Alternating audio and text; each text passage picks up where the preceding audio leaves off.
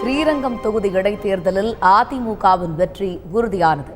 அக்கட்சியின் வேட்பாளர் வளர்மதி 60,000 வாக்குகள் வித்தியாசத்தில் முன்னிலையில் உள்ளார். இன்னும் சிறிது நேரத்தில் ஸ்ரீரங்கத்தில் வெற்றி குறித்த அதிகாரப்பூர்வ அறிவிப்பு வெளியாக உள்ளதாக கூறுகிறார் எமது செய்தியாளர் சுந்தர். சுந்தர், வணக்கம்.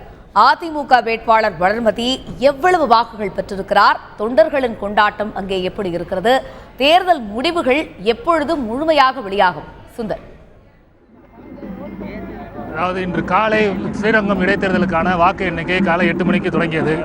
வாக்கு எண்ணிக்கை தொடங்கிய முதல் சுற்றிலிருந்தே அதிமுக வேட்பாளர் வளர்மதி திமுக வேட்பாளரை விட கூடுதலாக முன்னணியில் இருந்து வருகிறார். இதுவரை 14 சுற்று முடிவுகள் தற்போது வெளியாகியுள்ளது.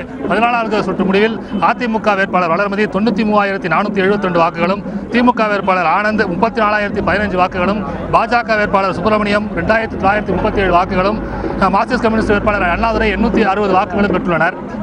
இவர்கள் கிட்டத்தட்ட வளர்மதி அதிமுக வேட்பாளர் வளர்மதி 60,000 வாக்குகள் முன்னணியில் தற்போது உள்ளார். இது இன்னும் 10 சுற்றுகள் எண்ணப்பட வேண்டியுள்ளது.